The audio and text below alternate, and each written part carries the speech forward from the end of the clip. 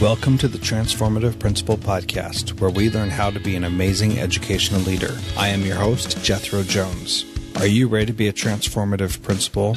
I'm looking for about 10 people who are ready to do what it takes to lead with integrity, find balance, and take your school to the next level. If you're looking to improve your leadership in a measurable way, go to transformativeprincipal.org/mastermind to see if you qualify to join a group of like-minded people who are ready to be the best principals in the country. Well, you are in for a treat today. We are going to talk with Jessica Lahey, the author of The Gift of Failure, how the best parents learn to let go so their children can succeed. And this is just a great conversation. I've been excited to talk to her for quite some time, and this is just awesome. So I hope you enjoy it. Thanks so much for listening to the Transformative Principal, and please share this with somebody who needs some help allowing other people to fail and can see the value in doing that and the lessons that people can learn from that. So without further ado, here's the interview with Jessica Lahey.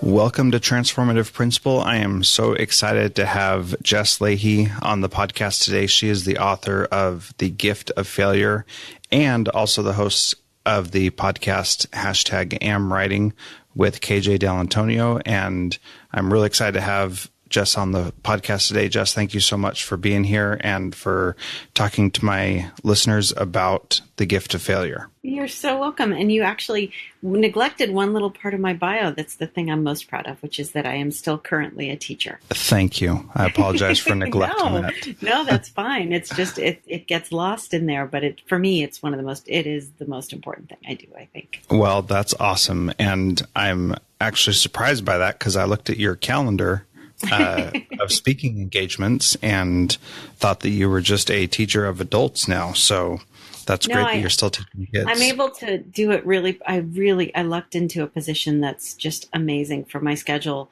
On Wednesdays, I teach in a drug and alcohol rehab for adolescents. And because the thrust of their time there is about rehab, school gets relegated to 1 day a week for 2 hours a day. And so, Monday is for science, Tuesday is for social studies, that kind of thing. So I'm their English and writing teacher, and that's on Wednesdays. So I protect my Wednesdays as much as possible.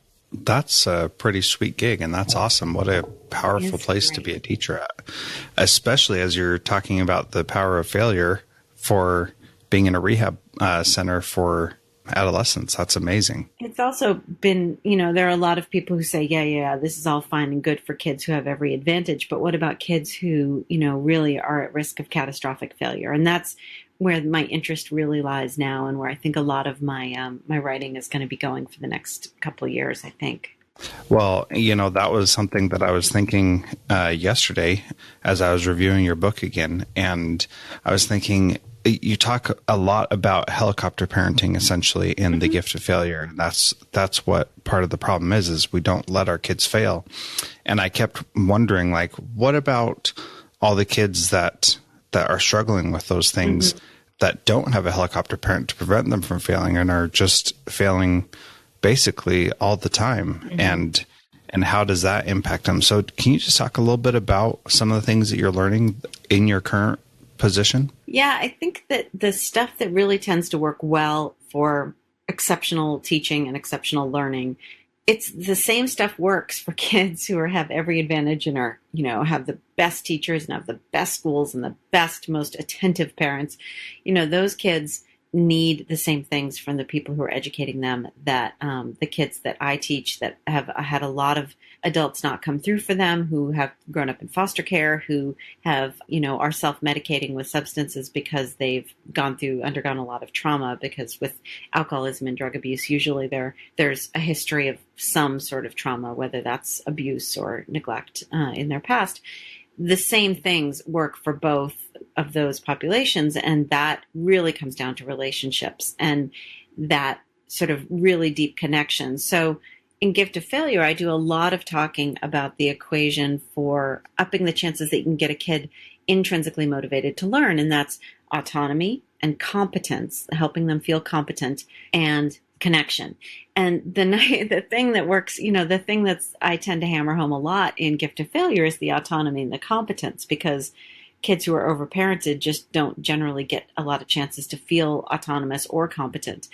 But really, connection is the biggest, most important part of the equation for all kids, not just, kids who are being overparented, not just kids who are at risk of catastrophic failure. And that connection can mean a couple of different things. It can mean, just that they trust us and we, treat them well and we show up for them and we keep our word and that we take time to get to know things about our students, but also that we make what we're teaching relevant to them in some way. And whether that's, showing them that the math we're learning in this classroom actually has real world application, or finding out what's important to them and helping them connect that to what we're trying to teach them in the classroom. Making learning relevant, as most teachers know, is one of the hardest things we do and one of the most important things we do. So, just helping people understand that piece of it in particular when it comes to kids at risk, I think is what's going to help us keep kids in school, keep kids, believing that learning and education are the way that, are the path to sort of succeeding for them.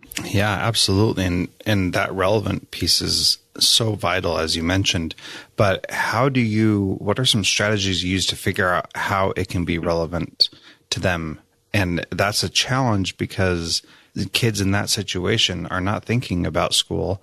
And we do a lot of trauma-informed stuff at my school and have seen great results from it. But what do you find in teaching to these students who are in a program that's a lot different than kids that are at school? At school, there's still, some hope. If they're in a program, then, they're at rock bottom. How do you help it be relevant to them? Well, I think, for me, the biggest hurdle for me, and actually it's funny, an article is I just noticed that it's getting tweeted all over the place today, and it's something I wrote a while ago, and it's about the role of touch in the classroom. And, these are kids for whom touch is something that is a really, it's something that I can't tend to use with these kids. But then there's another added part of that sort of creating connection, which is understanding and relationships. And I wrote another piece about some research that a professor had done on how to establish really quick relationships with kids without having to get into really personal stuff, because I also don't have time to get to know a lot of really, really personal stuff about my students. So one of the things you do is you start talking to the kids and you just figure out what's important to them. I do that a lot when I'm trying to figure out what they might want to read. I have a lot of kids who come in and say, no, I don't read, period. Like, not that they can't, but that they just don't. And what I have to do at that point is find out what interests them in terms of their hobbies. And then usually I go to the nonfiction shelf and try to find something that they want to read. But just that initial step of showing them that I do want to get to know them and that I'm interested in what they're interested in. One kid, his interest was, this was a really tough one for me. His interest was basically street fighting. He found that the only time he really felt alive is when he was punching someone in the face. And it turns out there's this fantastic book that, of course, I'm going to I lent it to my dad because it was so great. It's about and I'll have to email you so you'll have the link to it, but it's about a professor of anthropology who figures out that he lives, his office is across the street from an MMA fighting studio, a mixed martial arts fighting studio. And so he gets really interested in the anthropology of why we fight and the history of why human beings fight with each other. And I brought him that book. Another kid said, the only thing I'm interested in is pit bulls. And I said, great. Challenge accepted. And I found a fantastic book that I've actually now borrowed back, and it's sitting on my nightstand, and it's about the history of the breed of pit bulls. So, just finding out what they're interested in is the very first step. Because when I showed up with this book, this kid was like, A, wow, you listened, and B, you cared enough to actually find this book for me that I said I might be interested in. And that for me is the very first thing I do in terms of making school relevant at all, is showing them that I care about them as their teacher. Yeah. And is that book, The Professor in the Cage, Why Men Fight and Why We Like to Watch? Absolutely. How did you know that? Are you just a quick Googler? Quick Googler. I won't yes, take and credit it's a great book. I really, really liked that book a lot. And it's got a fantastic cover. It's a picture of a skull where the jaw is slightly displaced. It's really, really good. Awesome. I think part of the fascinating thing about those stories is that you can't find these books that day. So there has to be time that passes. And it sounds like that's a powerful part of it as well, that you're just going along doing the school stuff. And then all of a sudden, here's this book that you are fascinated by and that we talked about a month, 2 months, however long ago it took. Well, I have to be quicker than that because they're in and out of my classroom fairly quickly sometimes, either because insurance or because, they tried to run and now suddenly they've been transferred to juvenile home. So actually I try to do that within the week, mainly because I can lose them and I don't want them to think that I wasn't listening and that wasn't going to keep my word. So yeah, the timing can be really important. Just, and when I was teaching on a daily basis, part of that also was, keeping a list of questions on the front of my planner. I always had an index card with a list of student questions or things I needed to go back and address. And I would come in the next morning and the very first thing I would do in all of my classes would say, there was a question yesterday about whatever.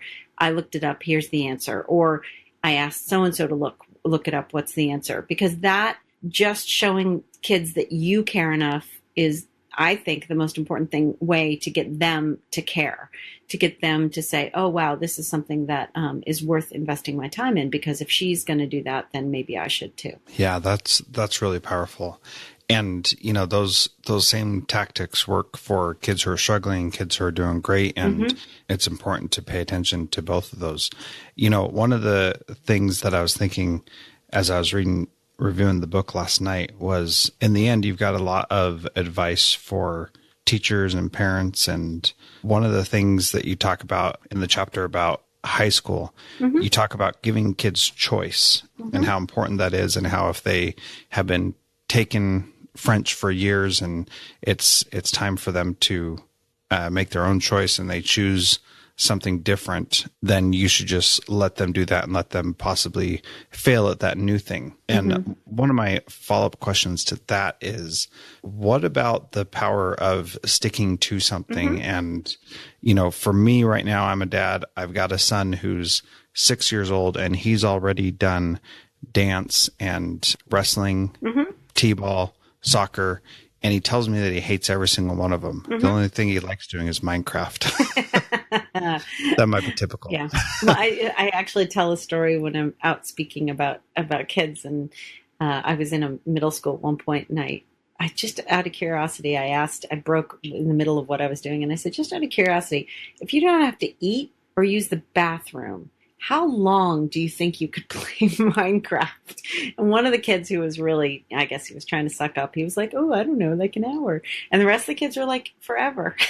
Yeah. So yeah, I think the answer is somewhere between an hour and forever. So you're not alone. Yeah. So anyway, when it comes time for kids to choose something, my fear as a parent is that my kid will never be good enough and at one thing that, they'll be a jack of all trades, a master of none, right? Or whatever. So how do we deal with that? That is a fantastic question. I think there's a couple of things to address. And one is that this false understanding that there's some sort of investment happening in a sport or whatever it is. I get questions from parents all the time. My kid's been doing soccer since she was like 4 and she's now 14 and she doesn't want to do it anymore. But I just feel we feel so invested. We've invested so much time, so much money, so much whatever, and of our energy into soccer. And if she quits now, it's like it's for naught. And my answer to that is always, what do you understand your return on this investment is going to be? The idea that she's going to play in college or she's going to play pro is so minuscule. So while I get the importance of the stick to it of, I don't want my kid to be a quitter kind of thing, childhood has always been this place where you're supposed to be able to try a lot of different things. And when you talk about the fact that your kid has tried X and Y and Z and has not settled on one thing that is his or her passion, that something that, I hate using the word passion because then there's this expectation that every kid's supposed to have a passion, which is crap. Yeah. My niece, actually, you mentioned wrestling. My niece is a wrestler and she is all in. She is after it like gangbusters, but that's after she did swimming for a while and she did this for a while and she did that for a while and she's 10. So, it's amazing to me that wrestling has really stuck for her and it's clearly something she's very good at. She happens to have a natural talent for it because she listens really well and she's able to, take what she's what coaches tell her and implement that. But that's because she cares. And if her parents had said, well, you know what, you're a really good swimmer, and we've invested so much time in this swimming thing, I'm really concerned about the things that kids don't get a chance to try when a parent is pushing them to do the same thing for a long period of time because they're quote unquote invested.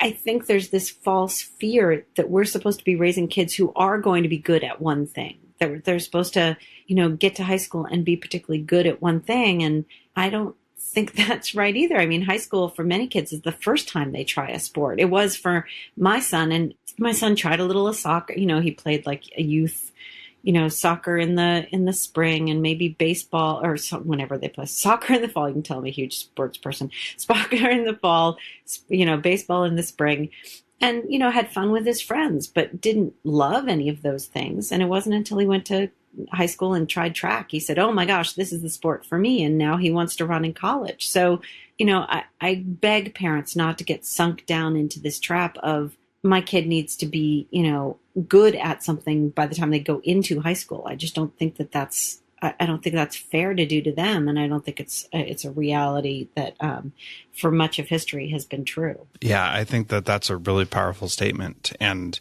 kids for those who are worried about that, kids can get really good at something in a short amount of time yes. if they actually care about it, right? So yeah. No, and in fact, there's something about their malleable little brains that in order to sort of model this growth mindset for my son, when he started taking guitar, I said, great, I've always wanted to learn how to play guitar. I'll try too. So we took back-to-back lessons with the same teacher. And it was a horrifying experience for me because I learned so slowly. I never actually got to the point where I could sing along with my own guitar playing because it took me so long to move my hand to change chords.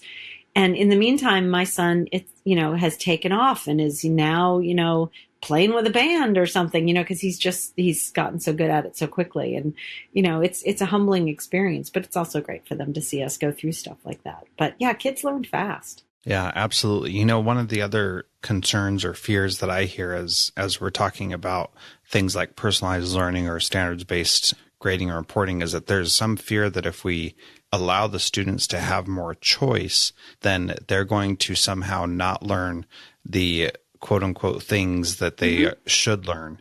What's your response to that? So I'm a huge fan of standards-based grading. And I think, letter grades just don't convey any information at all and are fairly worthless. Standards-based grading, I'm a huge fan of, though, because I love the idea of being able to sit down with a parent and say, look, here's the list of skills that I would really love and things your kid needs to master this year. And here's what they've mastered and here's what they haven't. Because for me, if I hear my kid is failing a class, that conveys no information for me in terms of how I can help. So in a way, I think if we think about assessing kids and evaluating kids the way we always have, then it sounds really, really hard to be able to check off whether they have learned certain things when we're giving them more choice, because then it's like, oh my gosh, kids are all over the place doing all kinds of things. How am I ever going to know who's learning what? Well, if you're thinking about it in terms of checking off skills, the way we've done it when we do our normal sort of, teach, multiple choice test, teach, multiple choice test. If we're doing that kind of summative, cumulative assessment, it's really hard to do. But if you look at what teachers at places like, for example, High Tech High in the documentary Most Likely to Succeed, what they're doing is observing the kids as they go through things that interest them and allow them to learn along a trajectory that has been very carefully planned out by the teacher, but that offers choice within that trajectory for the kids. I think there's a halfway place. And the problem is the minute I start talking about, giving kids autonomy, giving kids choice, standards-based grading, people think I'm talking about like some kind of feral school where I let the kids loose and they chase chickens around and I grade them on their ability to, have hand-eye coordination. And that's not what I'm talking about at all. I'm actually quite a traditionalist when it comes to teaching. I taught at a very traditional middle school for 6 years, my last teaching job. Very classical based education. But within that structure, you can give kids choice, and giving kids choice is what's going to hook them in and interest them in their own learning. So again, that comes back down to, getting to know the students, knowing what they're interested in, and showing interest in what they're interested in, even if it doesn't sound like something that you find academic. I think that there's a lot, kids are often exploring unknown phenomenon or UFOs or life elsewhere or that kind of stuff, which to us sounds like, X-Files stuff, but to them is them finding their place in the universe. And so I think it's really important that we show kids that we think what they think is relevant has some importance to us and to the world. Yeah, I totally agree with you. And for me, as also an English teacher, really, as I was teaching and starting to figure out what standards-based grading was, I was starting to focus not on what I needed to teach, but what the kids were interested in and how I could make my standards attached to whatever it was that they were doing.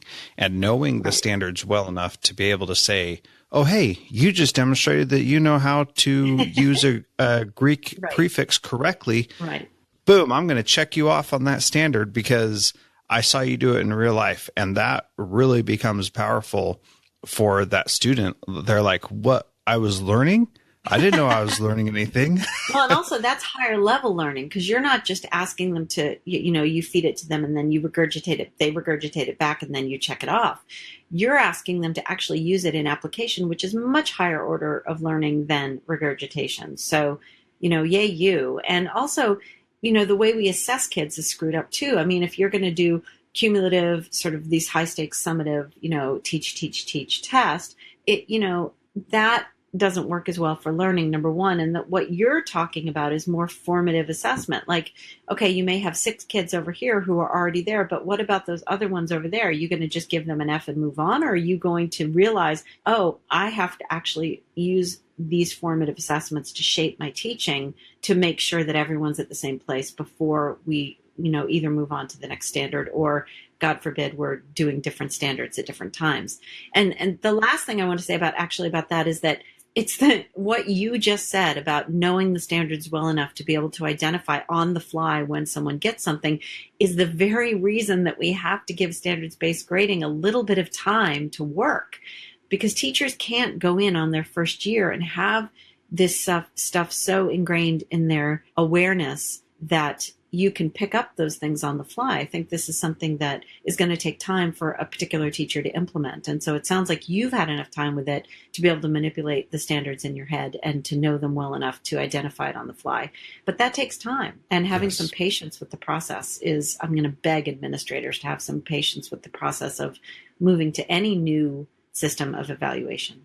Yes, absolutely. And you talked about summative versus formative. And for me, everything was formative until I put it in the grade book, and then it became summative. And that was a much easier way to do it for me, that every time I saw the skill, that's when I'd put it in the grade book. And that's what made it summative. Not that it was, and everything was informing my instruction, but that final piece was where I just gave the kid credit when that credit was actually due. So, and that's so powerful for the parent, because the parent comes in and instead of you saying, hi, your kid has a B-, you can say, look, your kid has this skill, this actual concrete thing that next year's teacher will need to know about in order to move forward.